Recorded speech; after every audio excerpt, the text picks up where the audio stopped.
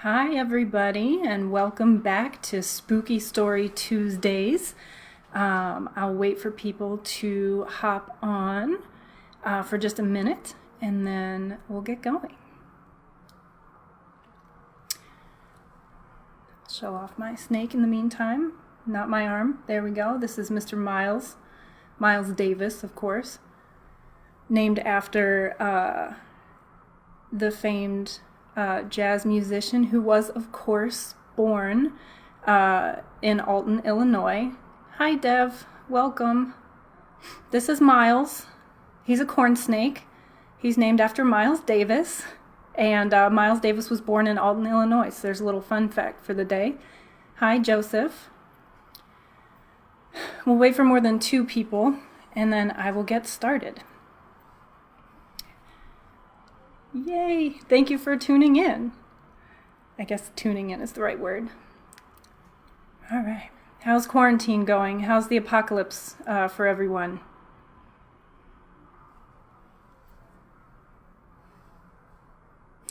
Let me get my mouse out of there.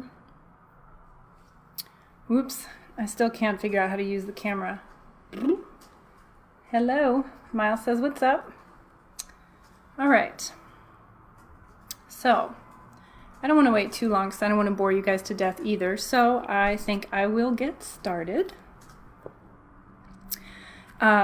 This week's theme is going to be haunted dolls.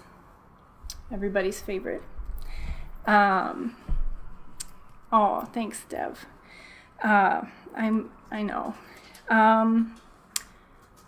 Hello to the newcomers. So this week's theme is going to be haunted dolls. And we're going to deviate from that a little bit, but I have a few stories coming up that I think you're going to like. We're going to read another one from In a Dark, Dark Room. Of course, we're going to read the Girl with the Green Ribbon, so that, even though this is for children in 2nd grade, that's pretty heavy story. Then, of course, from Scary Stories 3, More Tales to Chill Your Bones, we are going to read one of my favorite stories of all time, and you can probably guess it before I even say it, Harold the Doll. I was trying to find a doll or haunted object themed story related to Chicago, and there are some, cemeteries and stuff with statues and things, but I think cemeteries might be its own theme. So I found a story in The Ghosts of Chicago by Adam Seltzer about Old Town Tattoo that involves a haunted mask. So we'll go with that. And then I have an oldie but a goodie here, Possessions by Ed Akonowitz, who's a famed folklorist from Maryland. So this is going to be a nice Maryland-themed story about a haunted doll that happened in Havre de Grace, which is where I bought this book, in the Havre de Grace bookstore. Oscar just made an appearance behind me. And then we'll end with Robert the Doll, Ghost of Key West.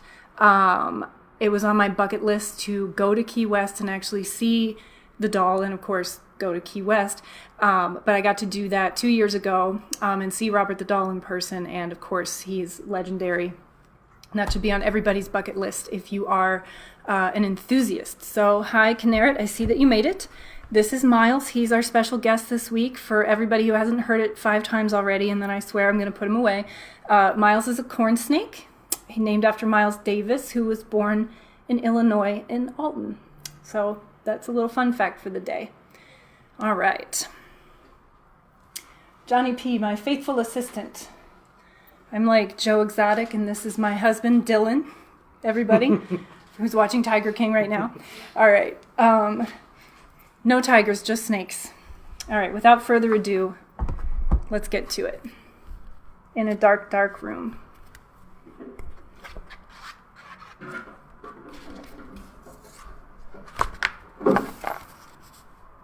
The Green Ribbon. Once there was a girl named Jenny.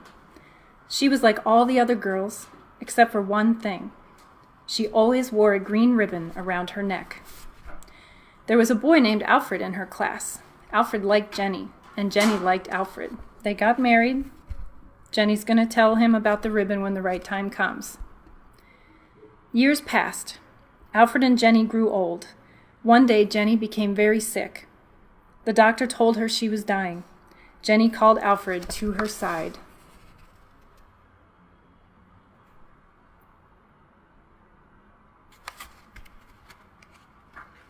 Alfred, she said, now I can tell you about the green ribbon. Untie it, and you will see why I could not tell you before.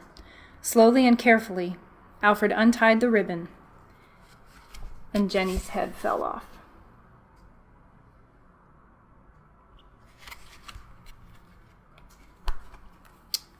You're welcome for the nightmares. All right, let's move on to Harold the doll. Thank you all for coming back. We lost the internet for like 30 seconds, which is honestly like the true scary story of,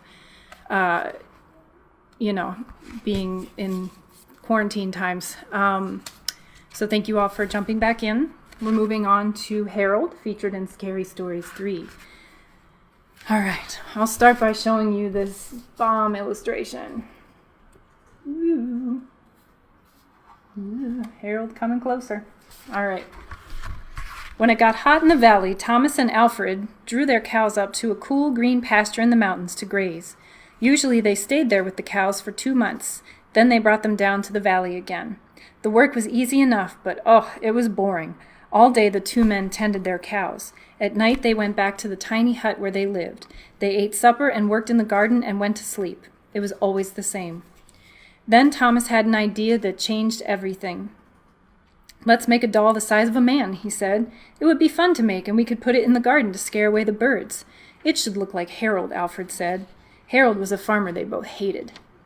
They made the doll out of old sacks stuffed with straw. They gave it a pointy nose like Harold's and tiny eyes like his. Then they added dark hair and a twisted frown. Of course, they also gave it Harold's name. Each morning on their way to the pasture, they tied Harold to a pole in the garden to scare away the birds. Each night they brought him inside so that he wouldn't get ruined if it rained. When they were feeling playful, they would talk to him. One of them might say, "How are the vegetables growing today, Harold?" Then the other, making believe he was Harold, would answer in a crazy voice, "Very slowly." They would both laugh, but not Harold. Whenever something went wrong, they took it out on Harold. They would curse at him, even kick him or punch him. Sometimes one of them would take the food they were eating, which they were both sick of, and smear it on the doll's face. "How do you like that stew, Harold?" he would ask. "Well, you'd better eat it, or else." Then the 2 men would howl with laughter. One night, after Thomas had wiped Harold's face with food, Harold grunted. "Did you hear that?" Alfred asked. "It was Harold," Thomas said. "I was watching him when it happened. I can't believe it." "How could he grunt?" Alfred asked. "He's just a sack of straw. It's not possible." "Let's throw him in the fire," said Thomas, "and that will be that." "Let's not do anything stupid," said Alfred. "We don't know what's going on. When we move the cows down, we'll leave him behind. For now, let's just keep an eye on him." So they left Harold sitting in a corner of the hut. They didn't talk to him or take him outside anymore. Now and then the doll grunted, but that was all. After a few days, they decided there was nothing to be afraid of. Maybe a mouse or some insects had gotten inside Harold and were making those sounds. So Thomas and Alfred went back to their old ways. Each morning they put Harold out in the garden, and each night they brought him back into the hut. When they felt playful, they joked with him. When they felt mean, they treated him as badly as ever. Then one night, Alfred noticed something that frightened him. "Harold is growing," he said. "I was thinking the same thing," Thomas said. "Maybe it's just our imagination," Alfred replied. "We've been up here on this mountain for too long." The next morning, while they were eating, Harold stood up and walked out of the hut. He climbed up on the roof and trotted back and forth, like a horse on its hind legs. All day and all night long, he trotted like that. In the morning, Harold climbed down and stood in a far corner of the pasture. The men had no idea what he would do next. They were afraid. They decided to take the cows down into the valley that same day. When they left, Harold was nowhere in sight. They felt as if they had escaped a great danger and began joking and singing. But when they had gone only a mile or two, they realized they had forgotten to bring the milking stools. Neither one wanted to go back for them, but the stools would cost a lot to replace. "There really is nothing to be afraid of," they told one another. "After all, what could a doll do?" They drew straws to see which one would go back. It was Thomas. "I'll catch up with you," he said, and Alfred walked on toward the valley. When Alfred came to a rise in the path, he looked back for Thomas. He did not see him anymore, but he did see Harold. The doll was on the roof of the hut again. As Alfred watched, Harold kneeled and stretched out a bloody skin to dry in the sun. I'll show you the picture of Harold one more time.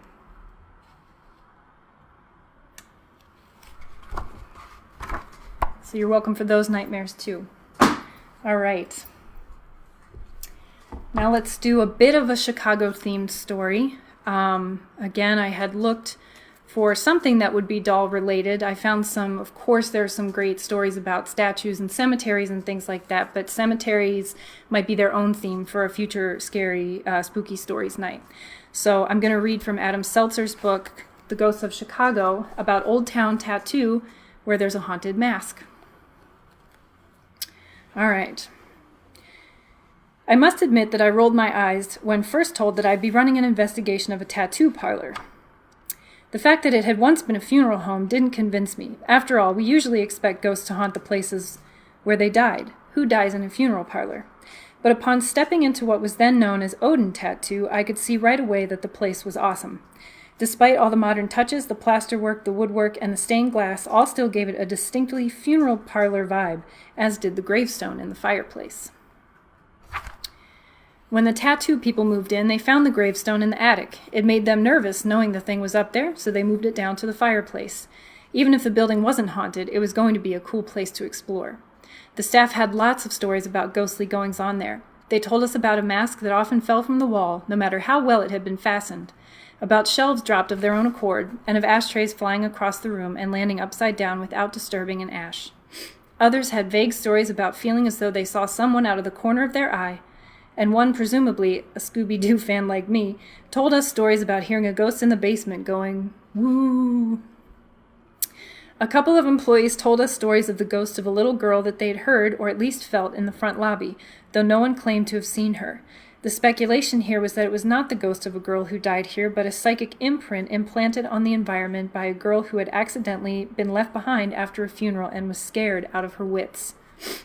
The best stories came from the owner, Richie Tapeworm Herrera, whose enthusiasm for the building and its history was infectious. He told us in very colorful language about seeing a ghostly man in a brown suit and another in a powder blue suit staring at him from the kitchen, the former embalming room, he said, while he worked. Yum. This would presumably be the ghost of some poor sap who died in the 1970s when powder blue suits were a thing. And that was just down on the first floor. In the upstairs apartment where Tapeworm lived, there were rooms where no one had ever been able to get a good night's sleep, and rooms that suffered from odd electrical disturbances. Windows opened and closed of their own accord, and ashtrays flew across the room as though thrown by unseen hands. They'd land upside down, but not a single ash would be disturbed when they were put right side up. Down in the basement, which the guy leading the investigation told us was once the original embalming area and the site of the crematory oven, I got perhaps the strongest haunted feeling that I've ever felt as I wandered toward a dark corner. There I felt as though a hand was on my shoulder, and I felt a deep temperature drop. The girl next to me, who was reputed to be a psychic, felt it too and called out, "What's your name?" Just then, through the earphones I was wearing, connected to my audio recorder, I heard a distinct voice say, "Walter." Tapeworm began to freak out when I told him this. According to him, there were 3 generations of the claimant family that had owned the funeral home, the last of whom was a guy named Walter. This recording would go on to be shown on a TV show or two. However, there was never, and I think Aftabur has got it on there in the chat if you guys check it out. However, there was never any owner by that name. When I first learned that, I suspected the entire thing had been a hoax, but it turned out that the claimant family had believed the place was haunted for years, which removes the employees from any suspicion of having invented the whole thing, even if some of them might have been trying to stretch things a bit. The building, at least the above-ground portion, was built by John Aloysius Clement in 1923. He was a graduate of the Art Institute of Chicago and had been in the funeral business himself since 1909. It was by no means the first funeral home in the city, as is sometimes claimed, and though the story currently going around that the woodwork was salvaged from the only South Side building to survive the Great Chicago Fire isn't quite right. The fire didn't burn much of the South Side. John Clement did salvage lots of architectural details from old mansions, many of which are still in the building. For 30 years, the structure was a chapel building that was used for both funerals and weddings, though it fell into disuse when a newer chapel was built next door. The next building to the west is no longer a chapel either, but you can sort of tell that it used to be when you look at it. The back kitchen where Tapeworm saw ghosts watching him is said to have served as an embalming room until the 1970s, but the basement was never more than a woodworking shop and certainly never housed a crematorium. Tapeworm was wrong about a man named Walter having been the owner of the building.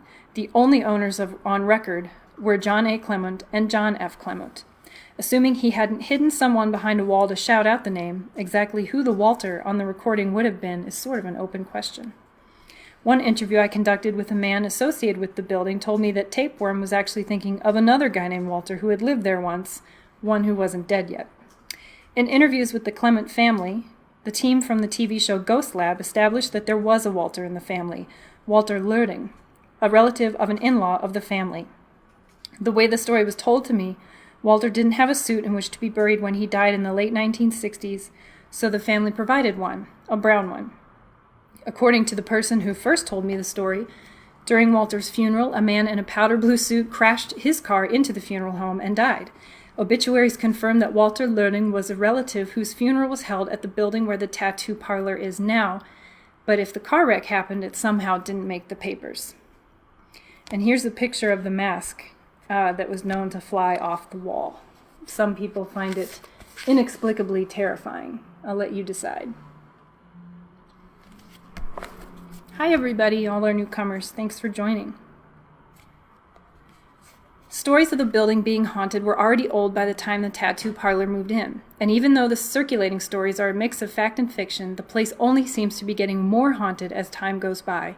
In fact, in recent years, the hunt for ghosts of the funeral home has been overshadowed by the hunt for the ghost of Tapeworm, who died shortly after investigations on the building began. On that first investigation, the most memorable story Tapeworm told us was of the 2 occasions on which he felt as though some mysterious, invisible entity was trying to push him down the stairs to his residence. That freaks me out, he said, because everyone knows that you can't fight back with these cats. So the first time it happened, I looked up and I said, "Listen, bleep. If I bleep die in this bleep place, it is bleeping on." Around 3 weeks after the investigation, Tapeworm had a heart attack in his second-floor residence and did die in the place. He was 37. A few months later, a Halloween party was held at the studio, and one of the employees found a missed call on his cell phone from Tapeworm's old phone number.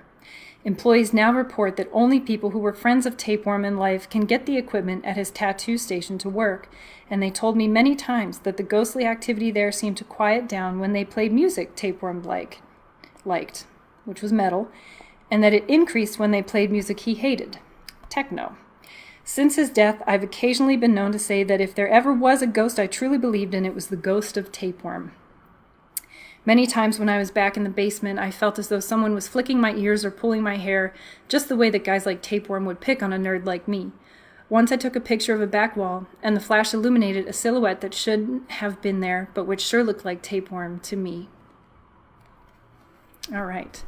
So that was a story about Old Town Tattoo here in Chicago from The Ghosts of Chicago by Adam Seltzer. Do please support our local authors. Last week I shared a story from Ursula Bielski. Next week I'm looking to share a story from Michael Clean. So trying to give shout-outs where shout-outs are due. All right, and it is 6:25, but I'm going to, just stick through these stories since I had technical issues earlier. So do stay with me now. Stay with me. Don't go anywhere. Next, we're going to read from Possessed Possessions. Ed Akonowitz is a great folklorist from Maryland, one of the classic authors that I grew up reading, and I bought this in a haunted antique bookstore in Havre de Grace, Maryland, and I think that the story within also takes place in Havre de Grace. And the title of the story is The Troubled Doll. So tonight's theme is dolls, haunted dolls. All right. It was a bright Sunday morning when Chuck Palmer welcomed me into his home in Aberdeen, Maryland. The neat, single-story residence contained many interesting antiques and collectibles that he had gathered over several years. Chuck explained that he worked for a company that handled the administration and maintenance of hundreds of rental units, ranging in size from small apartments to large houses. Being in the cleanup end of the business, Chuck said he was involved in clearing out a lot of the residences when renters took off without notice. His employer said he could keep whatever he wanted and throw the rest of the stuff away. At times, he came across what he considered to be worthwhile items ranging from usable furniture to smaller knickknacks. He would keep some of these objects for his personal collections. If others seemed interesting, he might offer them to antique dealers in some of the smaller nearby towns. At 47, he was trim, healthy, and, on this particular day, very willing to share his most unusual story with someone who didn't look at him as if he had 3 eyes.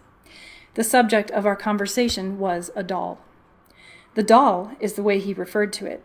It didn't have a name, he said, but the mysterious object was well known to him, his wife, children, and relatives. "Let's get down to it," Chuck said, eager to begin.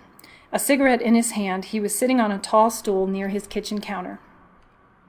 In rapid-fire bursts, he spun out an amazing tale that he had shared with less than a half dozen people over the 5-year period since the doll, and a series of strange incidents, came into his life. "First, let me tell you, I'm an ex-Marine, a Vietnam combat veteran, and an average sensible person. I believe there's a simple solution to everything." Then, taking a drag on his smoke, he added, shaking his head, "Apparently, that's not the case this time." In 1989, Chuck explained, he and his wife, Kathy, would make the rounds of yard sales regularly. "We like to prowl Havre-de-Grace," he added, referring to the water town on the western shore of the Susquehanna River at the edge of Harford County, Maryland. I grew up in Bel Air, Maryland. "It's Antique Row up there. We went into a small shop and saw a doll, settin' on a table." He described it as about 18 inches high and dressed in a full white wedding-style gown. The garments were obviously carefully handmade of white silk and lace material. The couple inquired about the price, expecting it to be at least $100.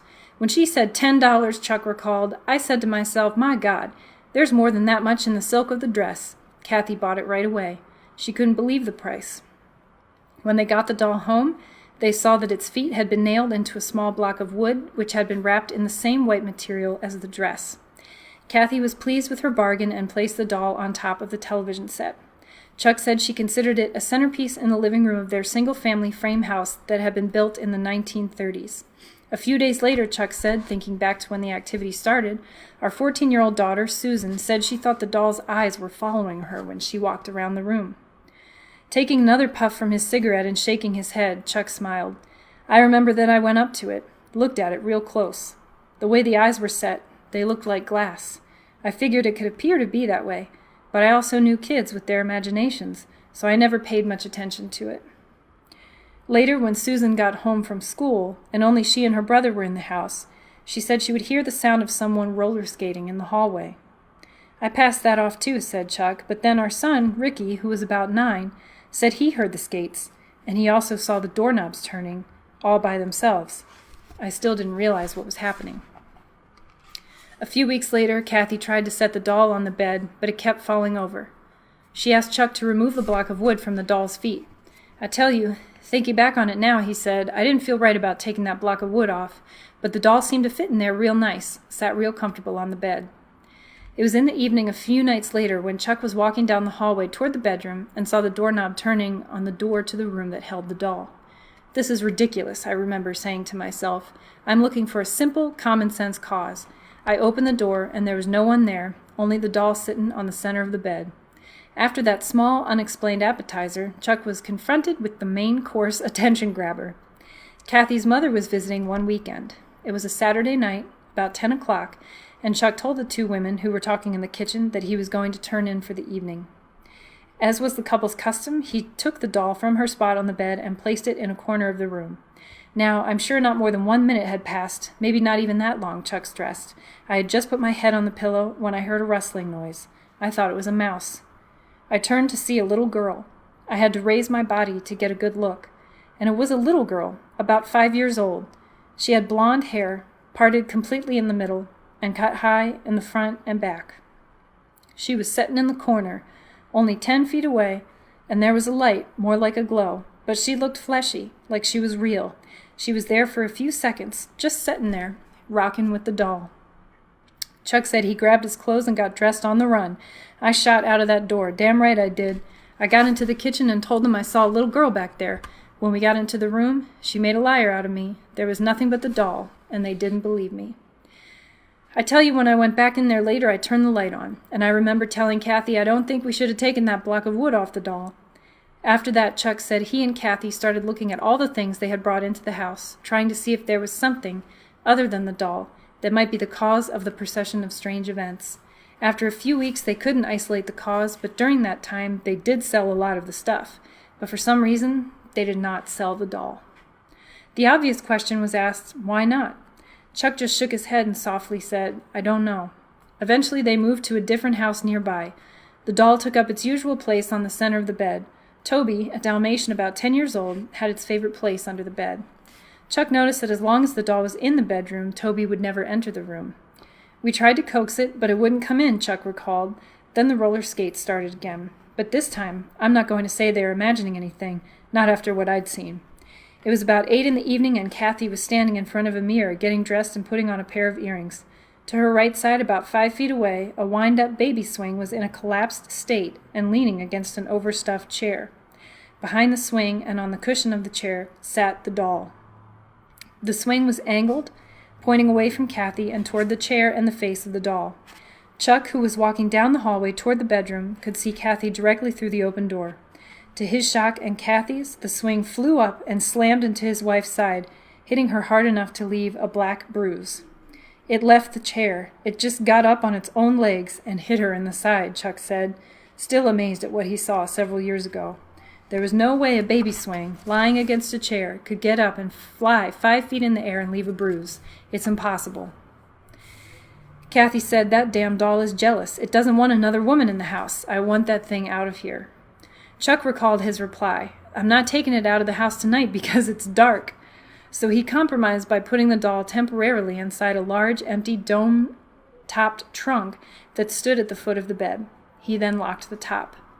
Later, when they were lying in bed, they both saw a small, bright white light leave the trunk and float up toward the ceiling of the room. After traveling around the walls of their bedroom, it ended up in a far corner, made a popping sound, then disappeared. With the doll in the trunk, several days passed and things were calm. Chuck said they all thought the worst had passed and they were rid of any problems, until... Do you mind getting me some water? Thank you. Thank you. Until Chuck saw the ashtray on his nightstand start rocking and spinning. He waited for it to stop, then he felt his body being pushed up and down from underneath him. It was as if something was forcing the center of his body in the area of the small of his back to leave the bed and drop, several times in repetition.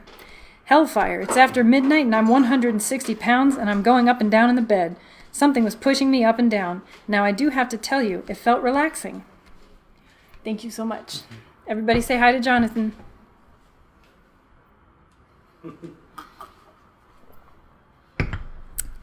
Okay.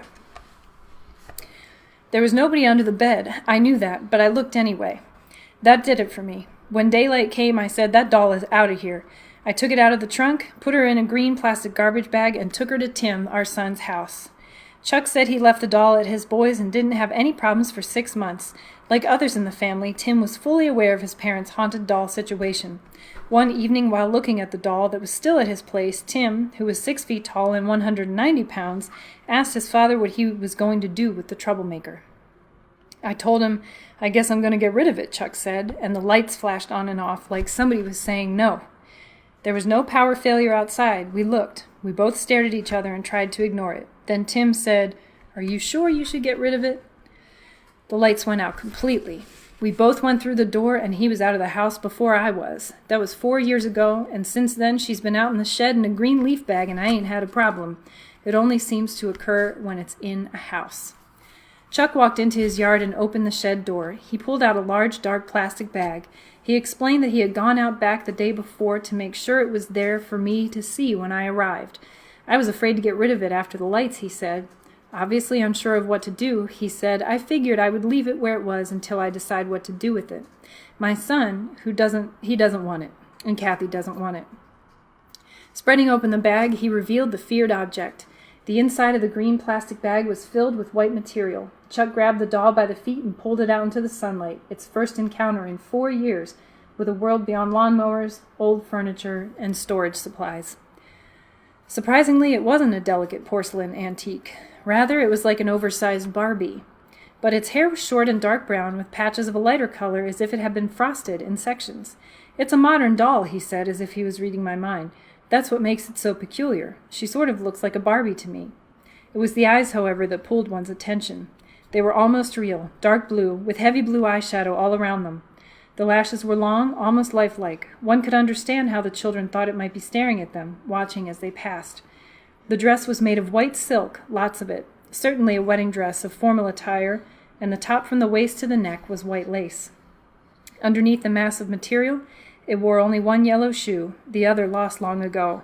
Through the top of each foot was a hole that protruded into the sole, a permanent reminder of where the nails had been driven that secured the feet to the block of wood. Having heard the stories that Chuck had been willing to share, I was careful to let him handle the flesh-colored, rubber, lifelike creature. My curiosity satisfied, he replaced the silent little lady deep in her dark green plastic tomb. After twisting the thin wire, Chuck took the bag and disappeared into the lonely darkness, placing his possession in the farthest corner of the shed. He came out, closed the door, snapped the padlock, and offered a quick smile, saying, "That'll hold her, I hope." We both let out a weak laugh. Back in the house, he reflected on the bizarre succession of events that he had experienced, but that seemed so strange and impossible to others. "I would always try to apply common sense," he said. "I would have to see it to believe it. I thought if we use reasonable logic, we should be able to find answers if we look hard enough." Chuck said he never went back to see the woman who had sold him the doll, but he believed she knew something about it, especially since she sold it so cheaply. While the facts of Chuck's story are interesting, his thoughts on why it happened show he spent a considerable amount of time trying to answer the questions. Why did this happen? And what should he have done or be doing? "I wonder sometimes," Chuck said. "Did it want something? Was there something we were supposed to do? How were we supposed to communicate with it? I know that may sound ridiculous, but the lights going on and off, it was as if it said, 'No, you're not going to get rid of me.' I even wonder sometimes if it's comfortable in the shed. It sounds crazy. After all, it's an inanimate object. Sometimes I think it was telling me, 'No, I don't want to go.' If I knew what to do for it, to give it peace, I would do it. But it doesn't talk. And it doesn't write notes." All right. That was from Possessed Possessions by Etta Conowitz. And I'm sorry we are going over time, but I do have one story left. Of course, this is the zinger from the book The Ghosts of Key West. One of my all-time favorites, and probably many of yours too, if you are a ghost geek like me, would be the story of Robert the Doll, who lives down in Key West at the East Fort Martello Museum. And we went there in 2018 and got to see him in person. And this is what he looks like. And you've probably seen him on TV also. All right, so without further ado, Robert was a doll. He was given as a gift to Jean Otto back in 1904 when Jean was only 4 years old. Some people say that it was a gift from his grandmother, but most agree that it came from a black girl, probably of Bahamian descent, who was an acquaintance of the Otto family. Jean and Robert had a strange relationship from the start. Jean's first gesture of friendship to the doll was to give him his name. It was at this point in his life that Robert Eugene Otto started going by Jean. Robert seemed only too fitting for the doll, as it was crafted in young Jean's image. Constructed of cloth and stuffed with straw, Robert stood 3 feet tall, had dull black buttons for eyes, and a face with monkey-like features. Over the years, the doll took on the likeness of a burn victim. Boy and doll spent all of their time together, and as in adulthood, whenever Jean was blamed for doing something wrong, he refused to accept responsibility. "I didn't do it. Robert did it." A pattern was developing that would haunt people for years to come. Anne first discovered Robert when she and Jean returned from Paris. As a wedding gift, they were to move into the house where Jean had grown up, and though Anne was a bit leery at first, all apprehensions disappeared when they pulled up in front of their new home. It was in the heart of Old Town Key West, just blocks away from everything. As Anne admired the Victorian architecture, complete with a royal turret rising majestically above the second floor, Jean explained that shipbuilders were responsible for the construction of their home, which had been built around 1890. Anne felt like a princess in a fairy tale as she passed through the wrought iron gate with sculpted concrete pedestals and up the stairs towards the etched glass design of the entryway. The inside of the house was equally impressive. Polished hardwood floors, 12-foot ceilings, textured wallpaper. Everything was perfect. This would be an ideal home. Shortly after moving in, Jean began spending a lot of time in the attic. When asked what he was doing, Jean replied that he was building a room for Robert. "Who is Robert?" Anne asked, unaware that they were expecting house guests. When Jean introduced her to the doll, it was all she could do to keep from laughing. Was he really building a room for a doll? Jean did not think it was funny. Construction in the attic was completed, and Robert was the proud occupant of an 8-by-12 room, complete with slanted ceilings, making it difficult for an adult to stand up.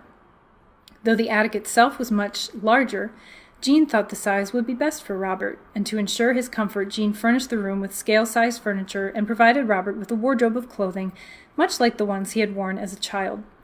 Anne learned to tolerate this, but Robert was not limited to his room alone. "You boys run along," Anne scolded from her front porch at the small group of school kids looking mischievously at the top of her house. They did not seem to need much encouragement as they turned the corner and ran. It moved, she heard one of the kids saying. Curious as to what mischief they were causing, Anne stepped into the street and looked back at her house. That damn doll. Jean had Robert perched in the window of the turret room, looking out towards the street. "Playing dolls with the school kids, are you?" Anne joked to Jean, calling from his bedroom window. The only time she went to the turret room was to pose for the portraits that Jean painted of her. Not only was the sunlight in the turret ideal for painting, but it gave a grand view of the whole of Eaton Street. Anne was always excited to have company, and she would sometimes watch for their arrival from the turret. As Anne climbed the stairs to see how his work was coming, Jean assured her that he was not playing with dolls. "The kids say they saw him moving," she teased. "Maybe he did," Jean responded. "Maybe he did." A strange feeling came across the room, and the doll seemed to glare at her. "We've got to get rid of that thing," she thought. July 25th, 1974, was a sad day on the island. Anne Otto lost her husband, and Key West lost a great artist. Jean had grown ill in his final years, and it had taken its toll on Anne. Rumors around town said that Jean had become physically abusive to her in the months before his death, some saying he went so far as to lock her in a small closet. But those who know the Otts dismiss this as pure rubbish. Some stories claimed that when Jean was confronted with the abuse, he blamed the doll. Shortly after Jean's death, Anne left Key West and headed for Boston to be with her family. Not wanting anything to do with the doll she had grown to hate, she left Robert behind in the attic room where he was encountered by many over the next 2 years. It is believed that a clause was included in the house's lease agreement specifying that Robert must remain the sole occupant of the attic room. This was the case until Anne's death in 1976, yet strange stories began circulating as soon as she left the house. "I was doing some work in the larger part of the attic of the house," a local plumber explained. "The people there wanted to make it an additional room, so I was running the lines for a new toilet. The doll looked pretty creepy sitting there on a little chair holding its stuffed animal, but I had work to do, so I didn't think much about it at first. As my work continued, I had to make a few trips downstairs to get some parts from the van. Each time I returned, I could swear the doll had moved a little bit. Like I said, I had work to do, so I ignored it as much as I could, but when I'd finished the job and started descending the stairs, I heard a little kid giggling behind me. When I turned around, the doll was on the opposite side of the room. The first thing I did was look to see where the kid was, but no one was there. I wasn't really frightened, but it was so weird that I just continued downstairs and left. Some of my tools are probably still up there." 2 men who rented the house in the mid-1970s share similar reports. There was constant noise coming from the room. Sometimes it was like little kids laughing, and other times like someone rummaging around. When it first started happening, we would go upstairs to check it out, but always found nothing. It was only after a half-dozen times that we realized the doll had moved. At first we blamed each other and laughed it off as a practical joke. Sometimes the doll's head would be looking in a different direction. Other times its arms were propped up around the chair, and once its legs were even crossed. The Artist House was a fitting name for Key West's newest guest house. A tribute to Jean Otto and all of Key West's artists, the building recaptured the feeling of the island like no other with its unique turret and freshly painted purple shutters. Over the years, the house changed hands, and Robert eventually found himself a new home. Von Pfister Street was a nice place for Robert, but he missed the house he had grown up in. He was also getting old and fragile, so his owners took him to the East Martello Museum where he could be properly cared for. Upon arrival, he was taken to a back room where he was eventually locked up and covered with a bedsheet. "Robert, you have a visitor," the young lady soothed as she carried the doll from his closet to a large oak table. "This man wants to take some photographs." She continued to pamper the doll, straightening the collar of his sailor suit adjusting his sailor's cap and pointing his pixie-shoed feet in the proper direction. Time had taken its toll on the doll, deteriorating the fabric and exposing straw and metal frame.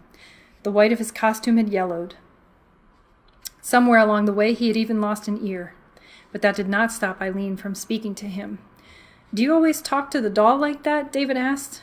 "Just to play it safe," she responded, and with that she left and David began snapping photos. A strange air filled the room. David was surrounded by a circle of dry heat and was overcome with the feeling of being watched. He turned around to see if Eileen was still in the room, but she was gone. Half a roll of film was shot from every angle possible, and then David moved in for some close-ups. The first 2 shots went fine, but Robert's hat was blocking his eyes. As David reached for the cap to remove it, Robert glared at him as if warning him to stop. The doll's pupilless eyes took on a life of their own, and Robert actually looked as though he were about to move. "I've been reading too many stories," the photographer convinced himself. He steadied the shot for a close-up of the eyes and clicked the shutter. Nothing happened. He tried again and then checked over the camera in an attempt to detect the problem. Everything appeared to be in order, so a third attempt was made. Nothing again. Deciding to call it a day, David placed his camera on the table. 3 quick flashes went off, and Robert looked as though he was laughing. David looked again at the doll-black eyes, and the energy seemed to fade away from the doll. Definitely time to call it a day, David thought. As word about the haunted doll continued to spread around town, more and more people came to visit Robert. Eventually the museum decided it would be easiest to put him in a display case, and now he sits locked behind glass with some other dark reminders of Key West's past. Reports of movement behind the glass as well as unexplainable camera malfunctions continue to this day. Jack Wharton tells his story.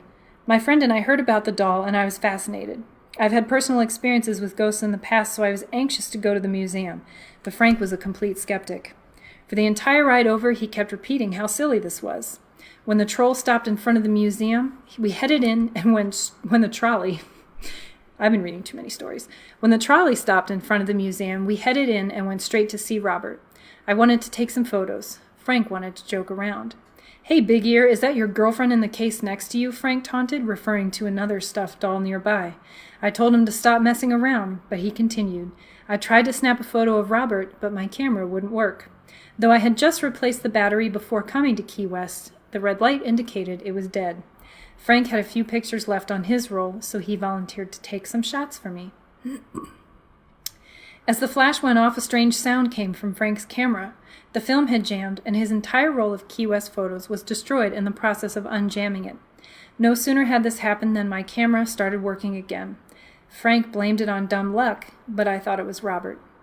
Though Robert no longer lives in the artist house, the place is still bustling with activity. Strange things happen both inside and outside the house, but all of the activity is not attributed to Robert. He is joined by other spirits in the house. Guests have reported doors opening and closing on their own, lights turning on and off for no apparent reason, sometimes illuminating despite the fact that they are unplugged, and dramatic temperature changes have been reported throughout the artist house. In some of the more exciting encounters, visitors see the image of a woman in a wedding dress on the staircase, or awake to an apparition hovering over their bed in the middle of the night. Some have even reported conversations with the ghost of a lady who, though happy with the way her house has been taken care of, would like to see a particular set of drapes changed. More than a few people have had shivers travel up their spine as they observe the house from outside, and a shade mysteriously lifts to reveal the ghostly image of a woman.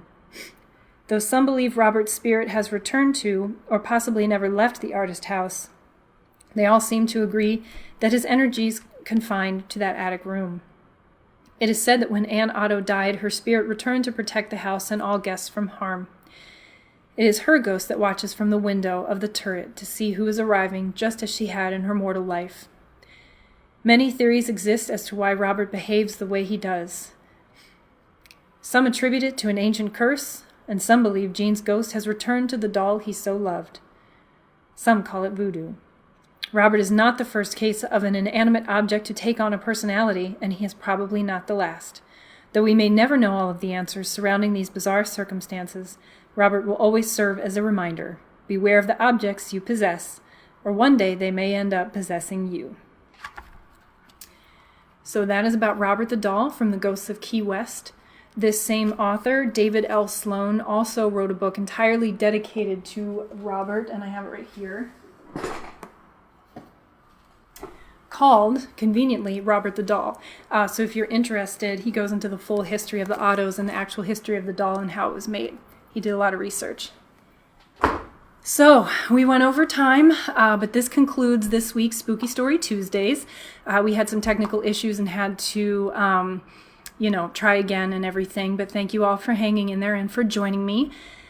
Next week, we might be doing a virtual launch party for the 10th anniversary edition of This House, The True Story of a Girl and a Ghost.